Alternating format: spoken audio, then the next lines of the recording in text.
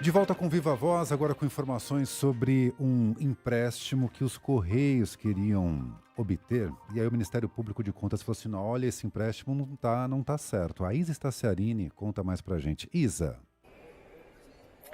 Pois é, Fernando. E aí, esse empréstimo motivou, né, uma representação do Ministério Público junto ao Tribunal de Contas da União, que acionou o TCU para fiscalizar esse valor de 20 bilhões de reais que está prestes a ser contratado pelos Correios como uma forma de conter a grave crise financeira que a estatal enfrenta. O subprocurador-geral do Ministério Público junto ao Tribunal de Contas, Lucas Furtado, alerta que a taxa de juros próxima de 136% do CDI é um patamar muito superior ao teto de 120%. E que essa diferença exige uma análise criteriosa, já que a condição deveria ser vantajosa.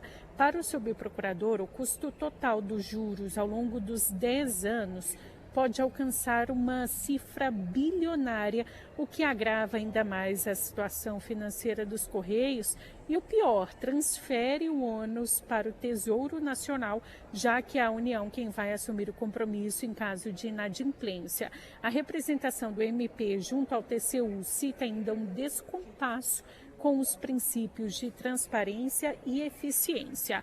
Ao acionar o Tribunal de Contas, Lucas Furtado diz que a taxa de juros parece beneficiar desproporcionalmente as instituições financeiras, que já contam com a segurança de uma garantia.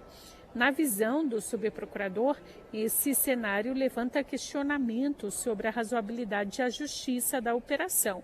Ele ainda considera esse cenário como uma espécie de bolsa-banco, semelhante a programas sociais como o Bolsa Família, mas direcionada ao sistema financeiro que, segundo ele, não aparenta precisar disso.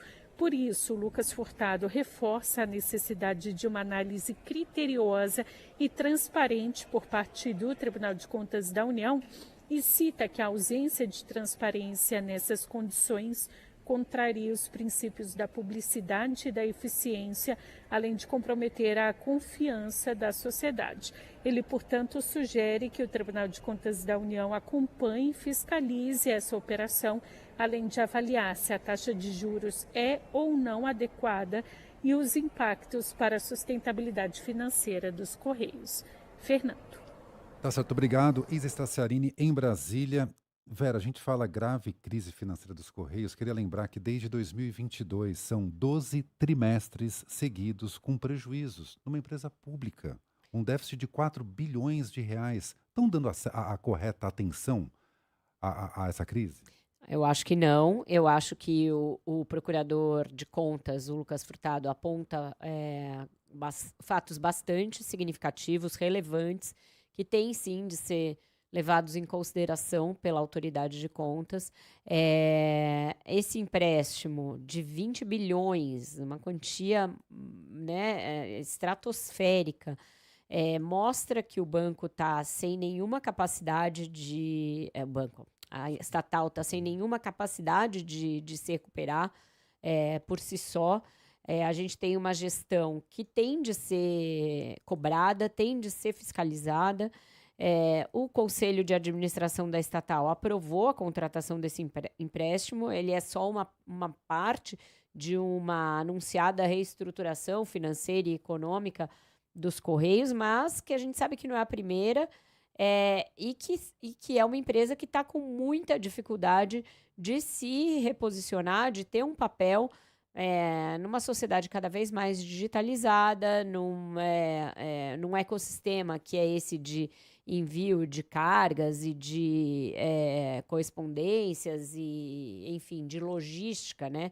Que é a área em que os Correios mais atuam, que se diversificou muito e é uma empresa que ficou para trás em comparação com outras empresas do mercado privado, quando você tem Amazon, Mercado Livre, outras tantas empresas de logística muito mais rápidas, eficientes e com muito mais com chamariz ali junto ao público. É uma empresa que ficou defasada, que ficou para trás.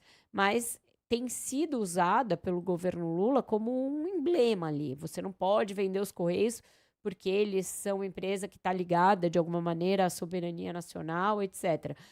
Só que esse é um discurso que a sociedade não compra mais e que esses sucessivos problemas de gerenciamento da empresa, de gestão, acabam jogando contra o discurso de você manter essa empresa como uma empresa estatal. Então, são coisas que o governo vai ter de encarar e que vão ser cobradas certamente na campanha eleitoral. Todo esse prejuízo, todos esses sucessivos semestres de prejuízo, necessidade de aportes recorrentes, todos os problemas de desvios e de insolvência no fundo de pensão dos Correios, e tudo isso vai cobrar um preço do Lula na eleição. Acredito que vai ser difícil sustentar que foi uma boa decisão manter os Correios estatais diante desse quadro que se está vendo e que agora o Ministério Público de Contas aponta, a meu ver, corretamente, na maioria das coisas que o procurador elenca. Bolsa Banco é uma boa definição.